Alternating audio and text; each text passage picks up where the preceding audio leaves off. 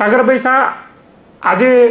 રાજકોટ શહેર જે બંધ રાખવામાં આવ્યું, કેટલું સમર્થન મળી રહ્યું છે તમને? જો બંધને જે સમર્થન મળ્યું છે એના વિશે હું થોડીક વાત કરવા માંગુ છું કે આજકાલ એક એવો જમાનો છે, તો એવો સમય છે કે જ્યારે પબ્લિક પોતાના ઘરના છેડા ભેગા કરવા માટે દિવસ રાત અને 24 કલાક કામ કરતો હોય છે, ત્યારે બંધનું જે સમર્થન હોય છે એ પબ્લિક માટે, જનતા માટે બહુ અઘરું થઈ પડતું હોય છે આજના જમાનામાં. જ્યારે આ દેશની અંદર મોંઘવારી ચરમ ઉપર છે, ત્યારે કોઈ એક સામાન્ય વ્યક્તિઓ જેમ કે ઠેલાવાળા હોય, લારીવાળા હોય, છૂટક ધંધો કરતા હોય, શાકભાજી વાળા હોય, એવા તમામ પ્રકારના જે કામ કરતા હોય છે, જેમને રોજે રોજ કમાઈને રોજે રોજ ખાવાનું હોય છે, એવા લોકો માટે બંધનું એલાન એ ખૂબ અઘરું થઈ પડતું હોય છે. અને એટલા માટે કોંગ્રેસે એ લોકોને છુટ્ટી આપી છે કે એ લોકો પોતપોતાના કામકાજ ચાલુ રાખી શકે. તો આજે એક માણસાઈની જે ઉદાહરણ કહેવાય કે એ લોકોને મુક્ત રાખીને જે સામાન્ય માણસો છે, જે જનતા છે, જે પોતાના જે શોરૂમ્સ હોય, પોતાની દુકાનો હોય, પોતાની શોપ્સ હોય કે પોતાની ઓફિસોમાં જે લોકો કામ કરી રહ્યા છે, એમના માટે આ બંધનું એલાન છે. અને માત્ર બપોરના 4 વાગ્યા સુધીનું છે અને એમાં ખૂબ સારો પ્રતિસાદ મળી રહ્યો છે. રાજકોટની અંદર મેં ઘણા બધા લોકોની સાથે વાત કરી. રાજકોટના વાસીઓ એવું કહે છે કે રાજકોટની પબ્લિક જે છે એ એટલી બધી કહેવાય કે દિલદાર હોય છે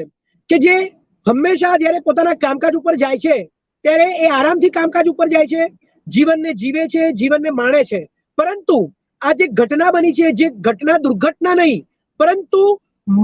તંત્રની બેદરકારીના કારણે આ હત્યા છે, એ હત્યાનું દુઃખ સમજીને રાજકોટના વાસીઓએ આ બંધને સમર્થન આપ્યું છે. અને મેં ઘણા બધા એરિયામાં આજે હું ગયો, જેમ કે સદરપુર રોડ કહો તમે,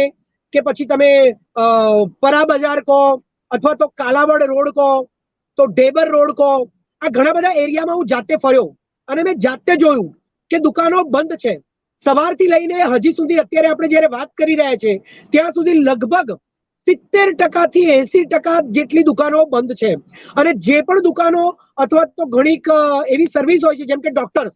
તો ડોક્ટર્સની સર્વિસને તમે બંધ ના કરી શકો, કારણ કે કોઈ પણ વ્યક્તિ જો બીમાર પડે તો એને તરત એ દવાખાનાની જરૂર પડતી હોય છે, ડોક્ટર્સની જરૂર પડતી હોય છે. તો આવી જે સેવાઓ છે એ ચાલુ છે, બરાબર છે. સામાન્ય માણસો જે રોજે રોજ કમાઈને રોજે રોજ પોતાનું ઘર ચલાવે છે, એમના કામકાજ ચાલુ છે. પરંતુ જે લોકો ક્ષમતા રાખે છે કે પોતાના ધંધા માટે, પોતાના કામકાજ માટે એક દુકાન પણ ખરીદી શકે, એક સૌરાષ્ટ્રનું જે હૃદય કહેવાય છે એવા રાજકોટ જેવા શહેરની અંદર, તો એ લોકોએ આ દુર્ઘટના નહીં પરંતુ સરકારની બેદરકારીના કારણે થયેલી 30 થી વધારે હત્યાઓની અંદર પોતાનું સમર્થન આપ્યું છે અને બંધ પાળ્યો છે એમણે. અને જે લોકો આ દુર્ઘટનાના શિકાર બન્યા છે, જેમના ઘરની વ્યક્તિઓ મૃત પામી છે, પરંતુ સરકાર એની સામે નથી જોઈ રહી, માત્ર 4 લાખ રૂપિયાનું નજીવું વળતર આપીને સરકાર એવો ઉપકાર કરી રહી છે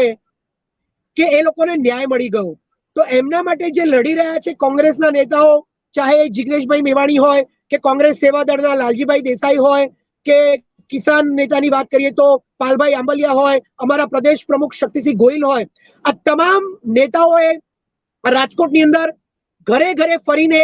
દુકાને ફરીને, રોડ ઉપર જઈને, પબ્લિકની સાથે વાત કરીને, એમને વિનંતી કરીને 70 થી 80 હજાર જેટલા માણસોને રૂબરૂ મળીને જે પત્રિકાઓ વેચી છે એ પત્રિકાઓની અસર આજે રાજકોટમાં થઈ છે. અને સ્વયંભૂ લોકોએ રાજકોટમાં બંધ પાડ્યો છે. એટલે અમે રાજકોટની પબ્લિકને સલામ કરીએ છીએ, એમને નમસ્તે કરીએ છીએ, એમને ધન્યવાદ કહીએ છીએ કે તમે કોંગ્રેસની વિનંતી ઉપર આ વ્યક્તિઓને ન્યાય અપાવવા માટે આ આંદોલનમાં સ્વયંભૂ જોડાયા, એ બદલ આપનો ખૂબ ખૂબ